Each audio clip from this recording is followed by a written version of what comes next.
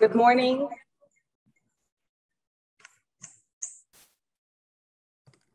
Good morning. Good afternoon, good evening, and good Morning. night to all distinguished participants who have joined us for this very important meeting for the wider Caribbean region. My name is Lorna Inniss, coordinator of the Secretariat of the Caribbean Environment Program and the Secretariat of the Cartagena Convention. We welcome with great pleasure the ministers and high-level representatives to the 16th meeting of contracting parties to the Convention for the Protection and Development of the Marine Environment of the wider Caribbean region, and 19th Intergovernmental meeting on the Action Plan for the Caribbean Environment Program. Let me convey my sincere appreciations to Honorable Orlando Jorge Neira, Minister of Environment and Natural Resources of the Dominican Republic, and to Honorable Romuald Ferreira, Minister of Environment and Housing of the Bahamas, who provided excellent opening statements on the last 2 days of the LBS and SPAW meetings. Appreciation also to my supervisor from UNEP headquarters, representing the Executive Director, Ms. Kirsten Standell, who ably represented during her opening statement. Today, we turn our attention to the meeting of parties to the Cartagena Convention and for the Caribbean Environment Program Action Plan. There are major issues to be discussed, not least of which is the future of the Secretariat and hence the convention's implementation. This meeting proposes to review the achievements of the Caribbean Environment Program during 2019-2020 and to approve the draft work plan and budget of the Cartagena Convention Secretariat for the 2021-2022 biennium.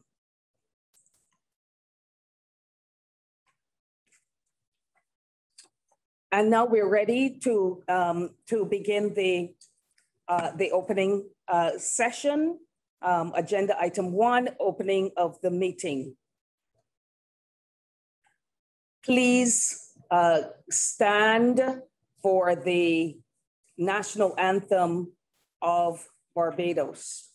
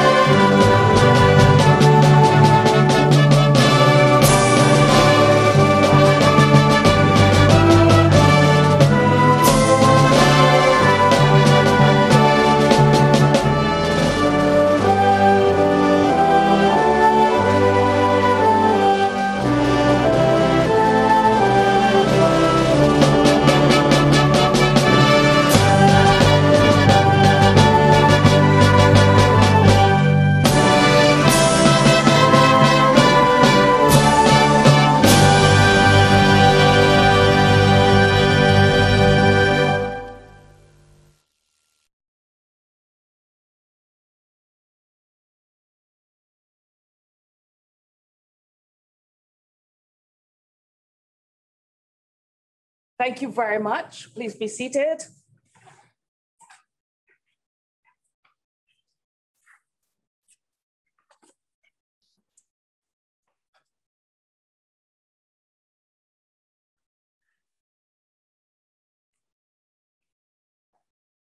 It is my pleasure and honor to welcome Her Excellency Lilian Lizeth Rivera Hip, Minister of Natural Resources and Environment of the Government of Honduras, to take the floor. The Government of Honduras has functioned as president of the Conference of Parties meeting 2 years ago, and Honduras has continued to serve as chair of the Bureau throughout the intersessional period. Minister Rivera Hip, you have the floor. Thank you. En Spanish. La próxima semana, los gobiernos del Gran Caribe reafirman su compromiso con la protección y el uso sostenible de los recursos marinos y costeros del Mar Caribe. Esto tendrá lugar en el marco de la Conferencia de las Partes del Convenio de Cartagena, el único acuerdo regional vinculante para la protección y el desarrollo del Mar Caribe. Las secretarías del convenio, con sede en Jamaica, convocan sus conferencias de las partes COP cada 2 años para revisar sus logros, aprobar el próximo plan de trabajo y presupuesto y tomar decisiones claves sobre su trabajo. Se celebrarán 3 reuniones intergubernamentales, decisiones claves sobre su trabajo. Se celebrarán virtualmente del 26 al 30 de julio de 2021 y estarán presididas por el gobierno de Barbados. El evento de una semana comienza con la 5ª conferencia de las partes COP del protocolo relativo a la contaminación procedente de fuentes y actividades terrestres, que ha sido ratificado por 15 países en el Gran Caribe. Barbados es el último país que manifestó su compromiso político en este acuerdo.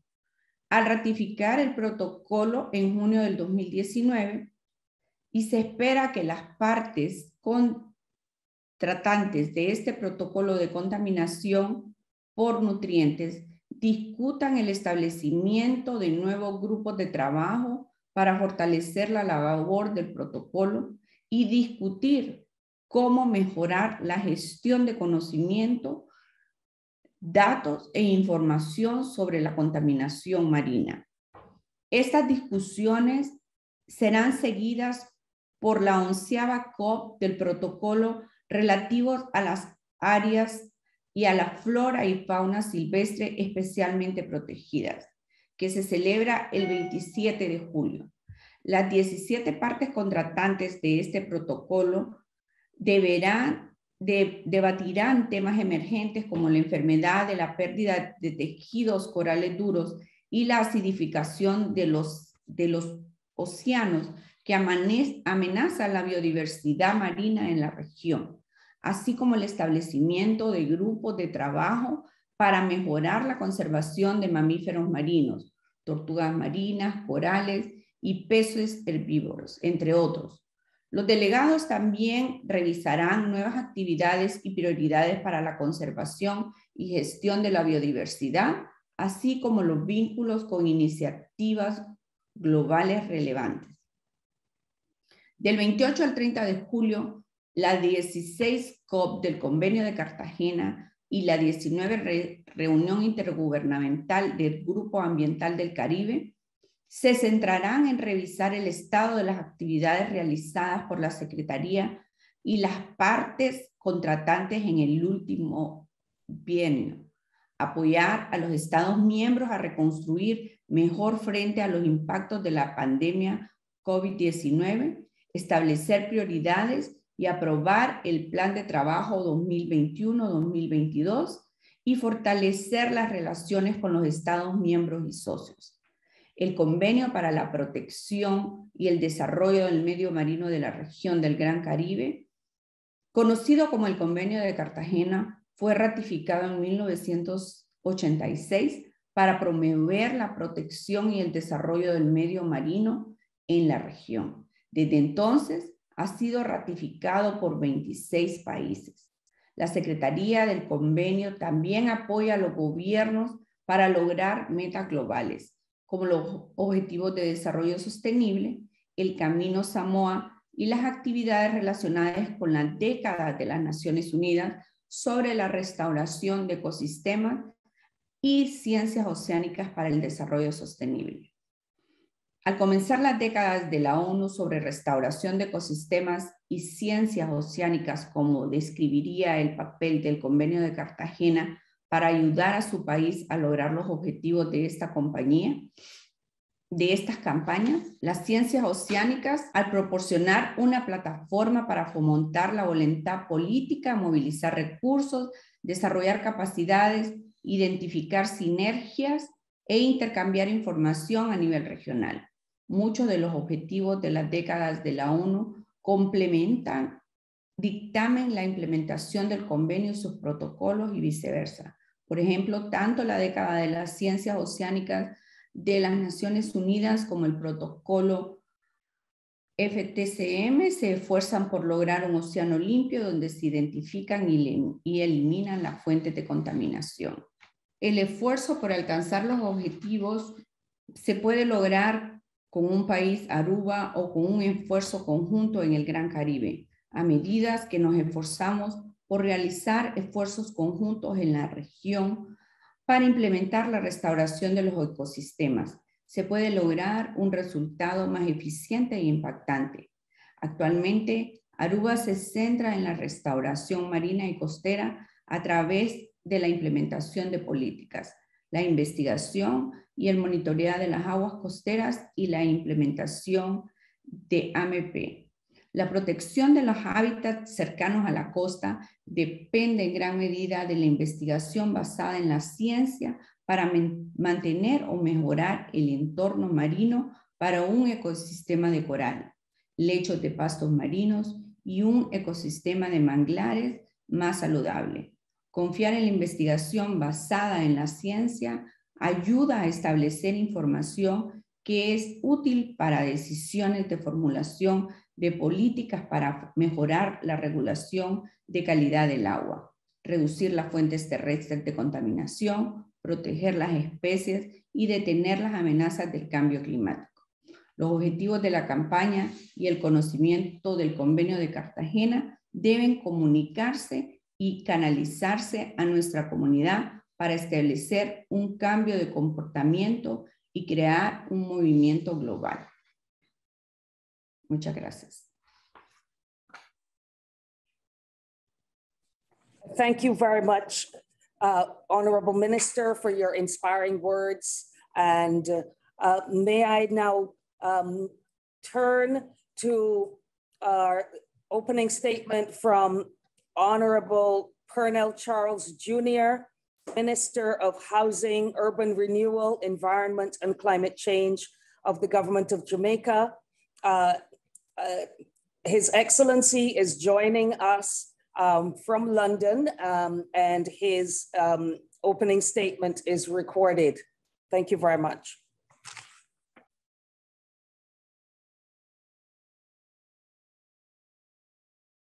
Excellencies, distinguished colleagues, this is Pernell Charles Jr., Minister of Housing, Urban Renewal, Environment and Climate Change from Jamaica, and it is certainly my pleasure to convey appreciation on behalf of the government to the UNEP Cartagena Convention Secretariat. We thank you for putting together this very important intergovernmental meeting, despite the overwhelming challenges that is presented to all of us with this COVID-19 pandemic. The government of Jamaica is pleased to have supported the wider Caribbean region for the last 35 years through the hosting arrangements for the Secretariat of the Cartagena Convention. In 1986, when we started, we recognized the critical importance of protecting and developing the region's fragile and vulnerable marine and coastal resources. And all of this is necessary for us to move towards sustainable livelihoods. It is for this reason that we agreed to the arrangements for the hosting of the Secretariat of this very comprehensive regional multilateral environmental agreement. And we have done so since then in Kingston, our island's capital city. Throughout the years, like many other member states of the convention, we have benefited from several projects. Some of them include the Integrating Watershed and Coastal Areas Management in Caribbean Small Island Developing States project, the Caribbean Regional Fund for Wastewater Management, the Trash-Free Waters Initiative, and the sustainable management of the shared marine resources of the Caribbean Large Marine Ecosystem and Adjacent Regions project. Certainly a mouthful. A more recent initiative is the Integrating Water, Land and Ecosystems Management in Caribbean Small Island Developing States project. And this builds on the work of previous initiatives to address water, land and biodiversity resource management, as well as the important existential issue of climate change. And it does so in 10 participating countries, including Jamaica. 88.7 million US in cash has been mobilized through this project towards building resilience against environmental degradation in the Caribbean region, directly impacting over 27 million lives. In Jamaica, we are benefiting from projects. We have a more than $3 million US support from the Global Environment Facility for the execution of a project entitled Biodiversity Mainstreaming in Coastal Landscapes within the Grill Environmental Protection Area of our country. And this is a large project, one of the largest of 8 national sub-projects under IWACO. This project, which is being implemented over a 4-year period, focuses on the Negril Great Morass, which is, my friends, the second largest wetland in Jamaica and one of the largest natural coastal wetland ecosystems in the Caribbean. To this end, under my tenure as minister, Jamaica is renewing its commitment to the Cartagena Convention, and we are actively working towards ratification of the protocol concerning specially protected areas and wildlife. In this regard, we are amending the Wildlife Protection Act to include flora, as well as several endemic species which are currently not covered by the legislation. Additionally, we are updating our protected areas policy as well as working on the promulgation of omnibus legislation governing protected areas. With Jamaica having the highest number of endemic birds and plants of any Caribbean island, biodiversity protection and sustainable use of coastal and marine biodiversity is clearly of utmost importance in our efforts to achieve environmental sustainability as one way of minimizing the expected impacts of climate change. In recognition of the interconnectivity between climate change and biodiversity loss, we are currently updating our 2016 climate change policy framework in accordance with the tenets of the Paris Agreement, and we are going to take into account issues related to the 2030 and 2050 global biodiversity objectives. With the onset of COVID-19 pandemic, our lives, all of our lives, have become more dynamic. We have had to alter our lifestyles and our livelihoods. What is clear is that the pandemic has presented the ideal opportunity for us to reflect on the fragile nature of our economies and for us to rethink the need for continued strategic innovation, which provides solutions that will help for us to maximize our opportunities within the economy while we minimize the negative effects on the environment. In that regard, Jamaica fully supports the Cartagena Convention Secretariat in its efforts to lead discussions regarding the development of a new strategy for the Caribbean Environment Program, noting the key objective of ocean-based economies, what we call the sustainable blue economy. All of this is critical if we are going to move towards an inclusive recovery in the wider Caribbean region post-COVID-19. This dialogue will enable the governments of the region to strengthen our alliances and our individual developmental paths and to collectively transition into avenues of sustained economic growth, innovation, and digitalization. Moreover, Jamaica recognizes the critical importance of and the role that the Secretariat plays in the conservation and sustainable development of our marine resources in the wider Caribbean region. That is why it is extremely important that all parties honor our commitments to the Caribbean Trust Fund. Jamaica joins all other contracting parties in supporting the Secretariat's work to emerge greener and bluer and stronger as we continue to grapple with the increasing novel challenges for coastal and marine ecosystems across our region. Mr. Chair, let me close by saying it is anticipated that these 3 days of negotiations will be productive and fruitful and beneficial to our respective countries. I want to wish everyone the best as we proceed. I thank you.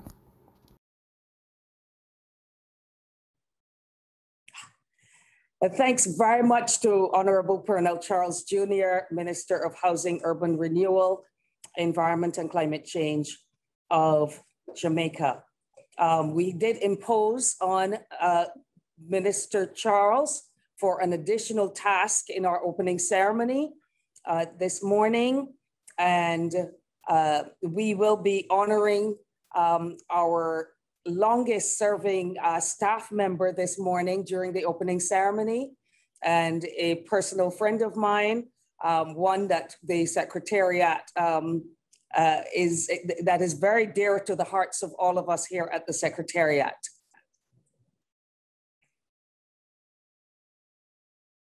Mr. Chair, honorable ministers, distinguished delegates, specially invited guests, ladies and gentlemen, it is my distinct pleasure to present to you a very special Jamaican and a pillar of strength and dedication for 31 years within the Secretariat of the Cartagena Convention, none other than Mrs. Coral Fernandez. She joined the Secretariat on the 1st of March, 1990, and then she was a bilingual secretary working with the first coordinator, Mr. Salvana Braceno. Coral, as she is affectionately known, has had a wealth of experience at the Secretariat. She has weathered many storms and technological changes, making her a pillar of strength and support for her team. With her vast institutional knowledge, we can truly say that her presence will be missed. Coral has recounted her days of using the telex machine to prepare and send documents, a laborious task that many of us know little about. And now she is using computers and the World Wide Web to communicate with member states with lightning speed and efficiency. This is just one example of how Coral skillfully navigated the waters of working life at the Secretariat, always rising to the occasion to meet the changing demands of the job with grace, dedication, and a willingness to learn and grow. During her tenure, Coral was privileged to have worked with all 5 coordinators of the Cartagena Convention Secretariat to date. Given her kind and supportive nature, she would often assist the international officers with settling in Jamaica, and she provided coaching and mentorship to all staff and interns. In fact, some say that Coral was more than a colleague. To many, she was a mother, an auntie, and certainly a friend. She lent a listening ear to several of her peers while providing support through personal challenges, marriages, births, and deaths. Suffice to say, she was the glue that held the Secretariat family together. Through her work at the Secretariat, she gained a passion for the environment as she continues to advocate for environmental protection, conservation, and justice in Jamaica. She participated in many campaigns and programs to raise awareness surrounding these issues while bringing greater visibility to the work of the Secretariat. She was not just one for talk, but also one for action. Coral, as we honor you today, we also induct you as an honorary ambassador of environmental conservation and social justice. Please continue your advocacy and important work, because this is not the end of your purpose. It is simply the dawn of a new beginning. We will all miss Coral's melodic voice, also characterized as legendary by many within the Secretariat and among parties alike. I share with you an excerpt of Coral's farewell speech to the Secretariat, and I quote, "I feel as if I am losing a family, but I feel privileged to have worked with this organization for half my life."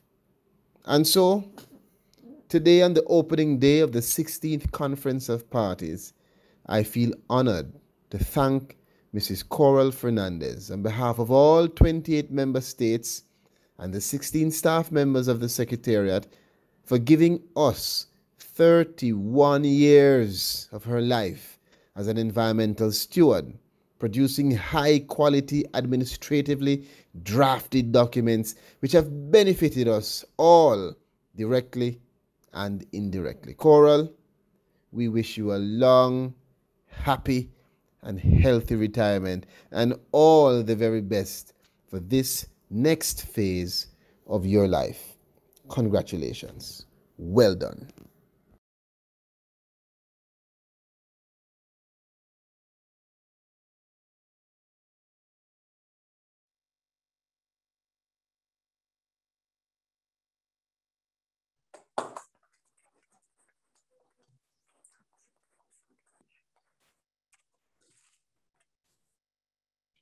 Morning, buenos días, bonjour to all of the Cartagena Convention member states. I am overwhelmed with that beautiful speech by the Honorable Minister Charles. Thank you so much. I'm very touched. It has been half my life. I have very few words at this time as I'm quite emotional. To all my colleagues in Kingston and in Nairobi, to you, the member states of UNEP's Cartagena Convention, I thank you for this lovely plaque awarded to me in recognition of my 31 years of service. At this important 19th Intergovernmental meeting, 16th COP, which will be my last for me. It has been an honor and pleasure to work and serve you, the member states, over these years. And I hope you will continue to ratify our important protocols and support us as we continue to do our very important work in monitoring and caring for our precious environment in the wider Caribbean region. I wish you all the very best in your future endeavors, and thank you again until we meet again.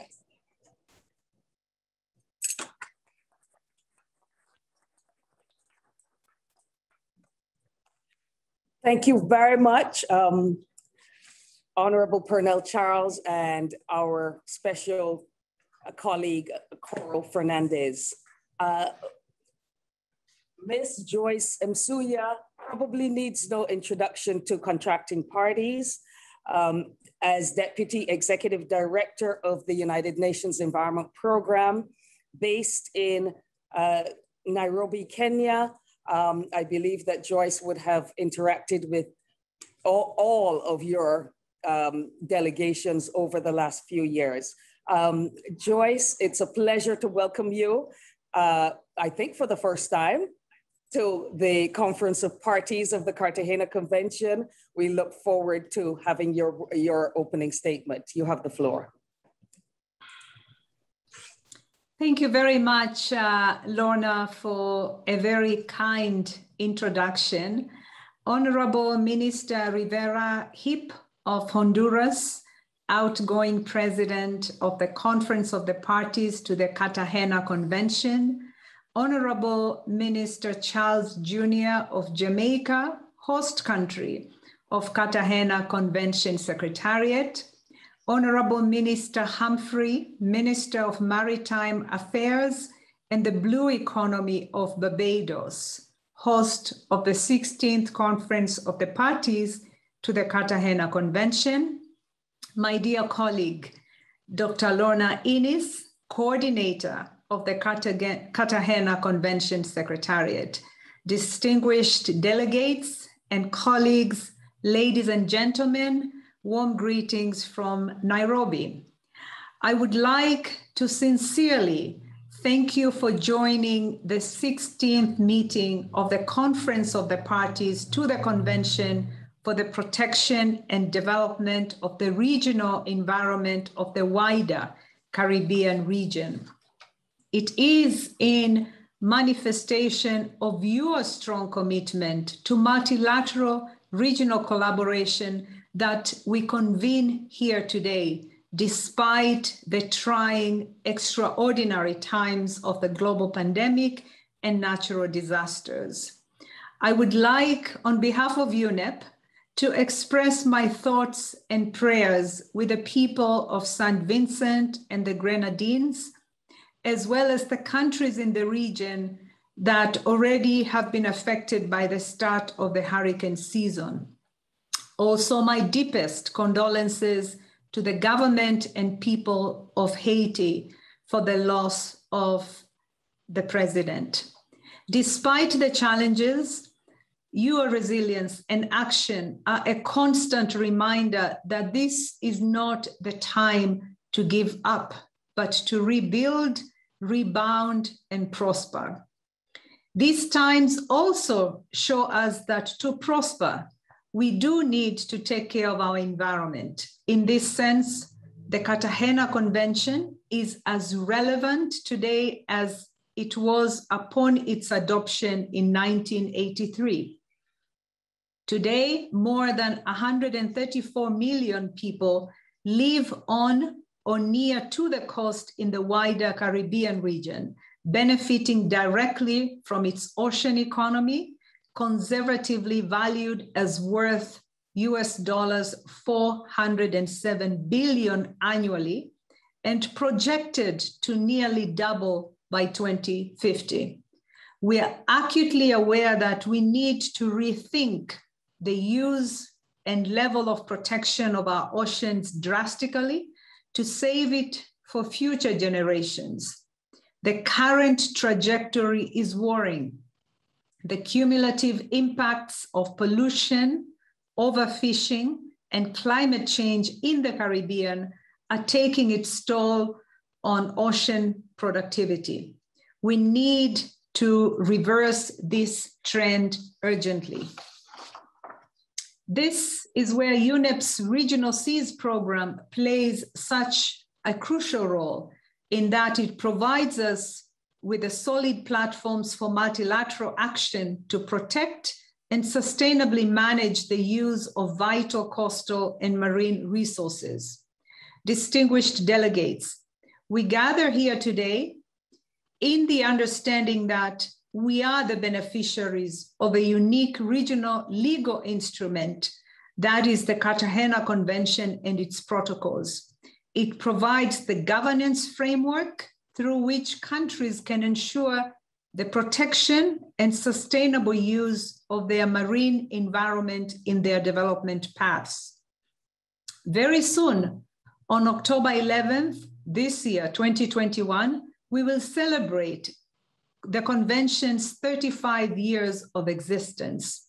UNEP takes great pride in this convention, one of the first of its kind globally. We are grateful for the partnerships that has evolved through the years with the parties of this convention. UNEP continues to invest our technical expertise as well as our administrative and financial services to support countries in addressing the triple planetary crisis of climate change, pollution, and loss of nature in the wider Caribbean. For this COP, we have provided a clear picture of the challenges that the convention faces, including areas of improvement in the operations moving forward. That is why we commissioned an independent, strategic, and functional review of the Cartagena Convention Secretariat earlier this year, so that you, the parties, will have the basis to take the decisions needed for a stronger convention. It has become clear to all of us that the Cartagena Convention has reached a watershed moment. Its Rubicon as far as its financial situation is concerned. The review also shed light on operational issues we should improve and strengthen. I have full confidence that by the end of your negotiations this week, we will have crossed the line from vulnerability to agree on a path of stability, placing the Cartagena Convention on a sustainable financing footing. I am also hopeful that we will have agreed on measures to improve the services of the Secretariat. And here UNEP stands ready to follow on your decisions. Distinguished delegates, the COVID-19 pandemic is still with us, and it adds to the urgency of rethinking and redesigning new sustainable economic opportunities for the region. We need to move away from a linear model to a more secular approach, an approach that values and recognizes the importance of the sustainable use of marine and coastal resources, a blue economy approach. Today, more than ever, we need innovative and creative solutions at the forefront of policy and decision-making. This COP is the occasion for you, the contracting parties, to negotiate such strategies and solutions with the aim of increasing regional synergies and efficiency while paving the way for prosperity and inclusive growth to achieve a vision of not just living, but thriving in peace with nature. Distinguished delegates, the protection of the Caribbean Sea is of paramount importance to all of us and generations to come. It is a source of life. Let us strengthen the decision-making of the convention and its protocols, paving the way for a sustainable post-pandemic recovery that protects and manages the resources of the marine environment of this region. I count on you to conduct your deliberations in spirit of cooperation and common purpose, and I wish you a very successful outcome. Thank you very much. Thank you very much, Joyce, Deputy Executive Director of United Nations Environment Program, for your words of commitment and support to the Cartagena Convention Secretariat and the development of the region. May I also take this opportunity to acknowledge the presence in the meeting of the Honorable Vincent Wheatley, Minister of Natural Resources, Labour and Immigration of the British Virgin Islands, as well as the Honorable Adrian Ford, Minister of Environment and National Beautification of Barbados. We now come to our keynote speaker, and I invite the Honorable Kirk D.M. Humphrey, Minister of Maritime Affairs and the Blue Economy of Barbados, to give his opening statement as virtual host of this meeting. Thank you very much, Minister, and your government for all of the assistance that you rendered to the Secretariat during the planning for this meeting. You have the floor. Thank you so much, Dr. Inniss, and thank you as well for allowing us to be here. Let me begin by thanking Coral as well for her 31 years and her contribution to the region. Her Excellency Lilian Rivera Hip, Minister of Natural Resources and Environment of Honduras, the Honorable Colonel Charles, who just spoke very well, Minister of Housing, Urban Renewal, Environment and Climate Change of Jamaica, other honorable ministers who are on this virtual meeting today as well and their delegations, Ms. Joyce Msuya, Deputy Executive Director of the UN Environment Program. Thank you as well for your kind words and for your guidance. Representatives of donor agencies and governments, representatives of international organizations, members of the UN country team in Jamaica, partner organizations, directors of regional activity centers, coordinator and staff of the Secretariat, especially invited guests, distinguished ladies and gentlemen all. I bring you greetings on behalf of the Prime Minister of Barbados, Her Excellency Mia Amour Motley. It is my pleasure to join you virtually. Of course, we would all wish we could be in the same room, but it is my pleasure to join you virtually this morning for the opening of the 19th Intergovernmental meeting on the Action Plan for the Caribbean Environment Program and 16th meeting of the contracting parties to the Convention for the Protection and Development of the Marine Environment of the wider Caribbean region. The meeting is critical and is the ideal regional forum for discussion amongst member states to analyze, share experiences, and find solutions for common marine environmental challenges in the wider Caribbean region. For this reason, the government of Barbados is honored to have been invited by the United Nations Environment Programme's Cartagena Convention Secretariat to host this important and timely regional meeting, though being conducted in a virtual setting. We have appreciated working closely with the Principal Coordination Officer and her team at the Secretariat in the planning and organization of this meeting. The government of Barbados, of course, affirms its continued support of the Secretariat's initiatives, all of which are geared toward the implementation of the Cartagena Convention and are all supportive of our national blue economy and sustainable development pursuits. Fundamental among these is the overarching objective of promoting regional cooperation for the protection and development of marine and coastal resources in the wider Caribbean region through effective integrated management that allows for economic growth and enhances sustainable livelihoods opportunities. And this is so critical now at this juncture in the Caribbean.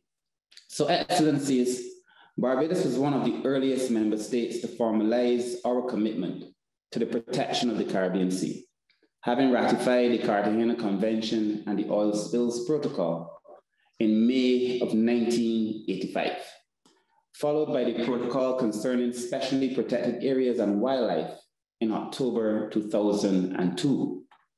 With our aspirations to be a value-driven economy, on the 1st of April 2019, we joined several other member states of the convention in establishing and enforcing an outright ban on the importation, retail, sale, and use of petroleum-based single-use plastic products, as well as polystyrene, styrofoam items. Further, on the 29th of June 2019, the government of Barbados became the 15th contracting party to ratify the protocol concerning pollution from land-based sources and activities.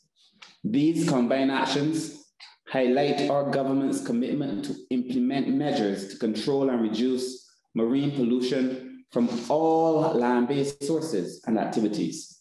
In our gradual transition to a blue and green economy, our strategies and policy interventions solidify Barbados's unwavering commitment to reduce marine degradation and enhance the ecosystem services derived from the coastal and marine environment.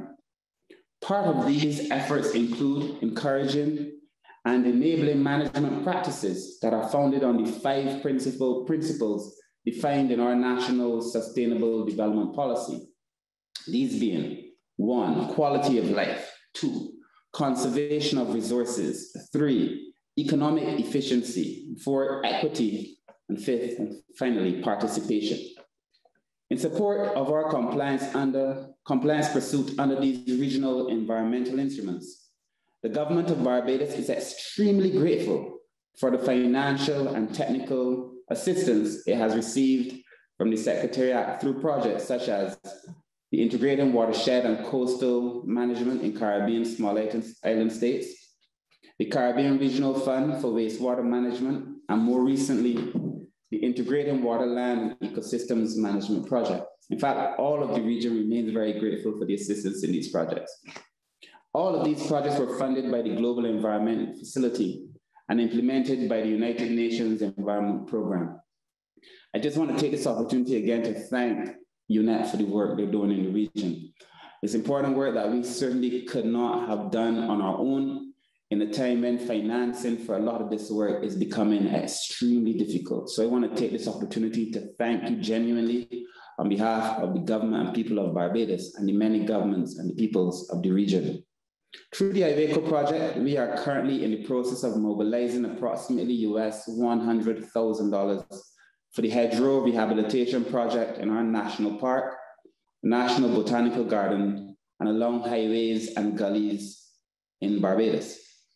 The project is aimed at reducing agricultural runoff and minimizing the impact that such would have on our groundwater, aquifers, and coastal and marine ecosystems.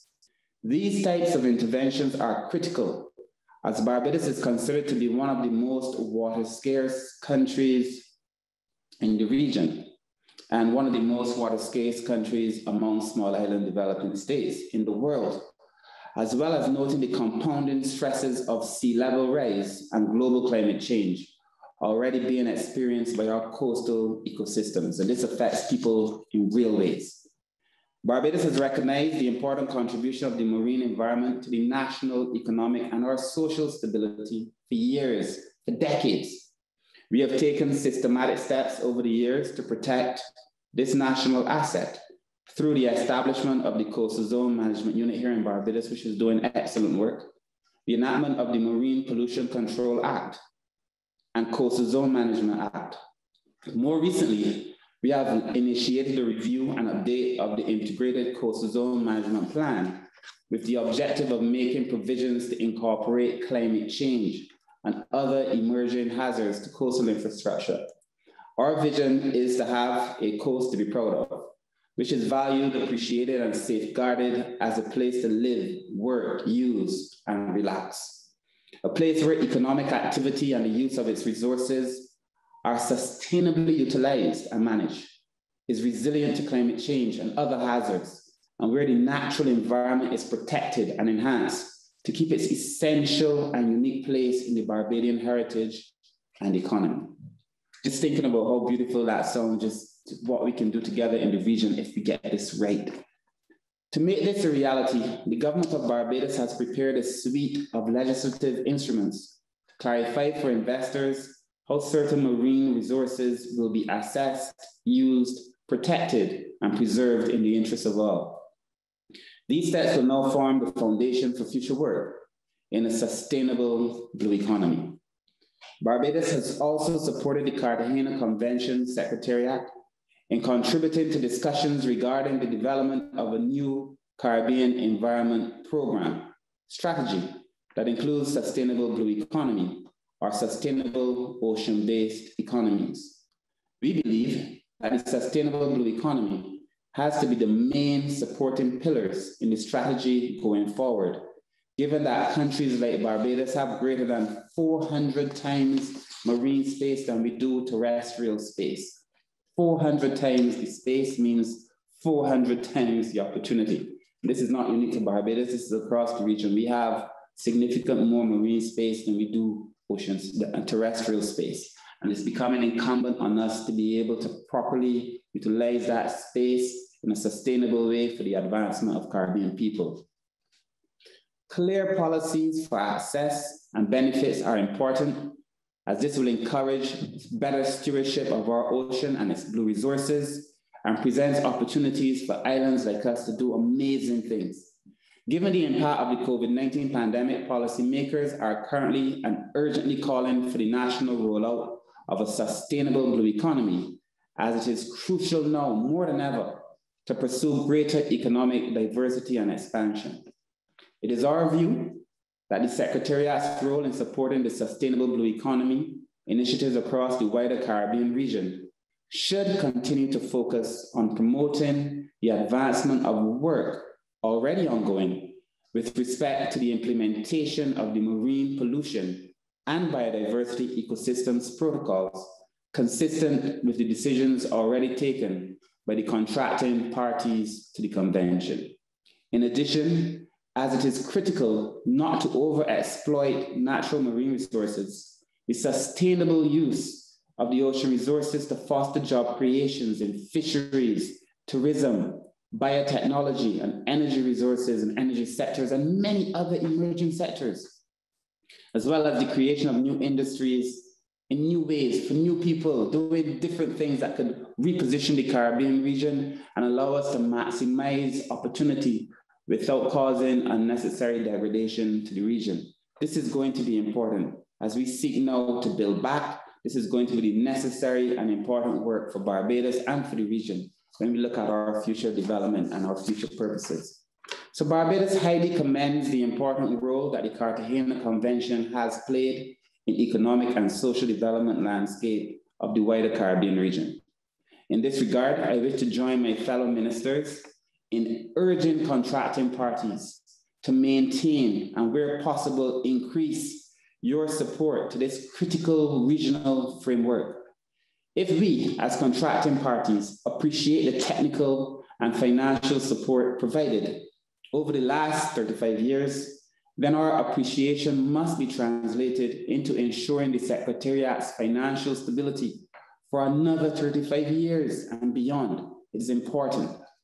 As the Secretariat celebrates its 35th anniversary, I encourage all member states to actively participate in the discussions and negotiations during this session of the Conference of the Parties, particularly as the outcomes will dictate the work of the Secretariat in protecting the Caribbean Sea over the 2021 to 2022 biennium.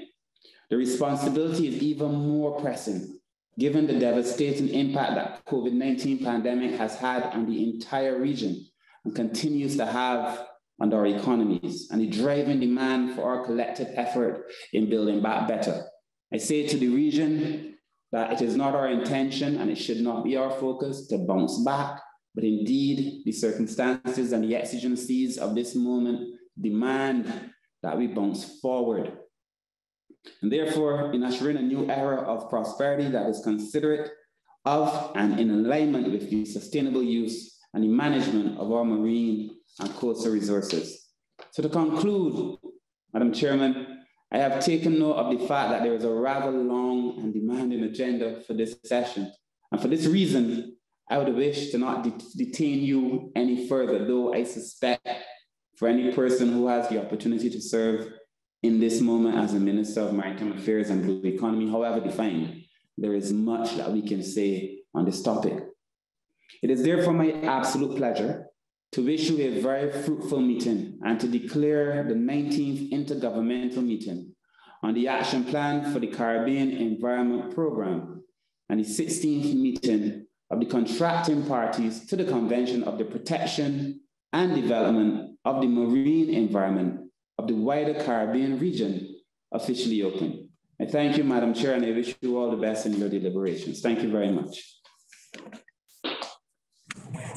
Thank you very, very much, Minister.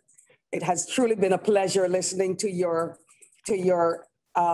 words of support, your dedication, your zeal, your enthusiasm for what we can do in this region. And we really appreciate the support of all of our ministers this morning.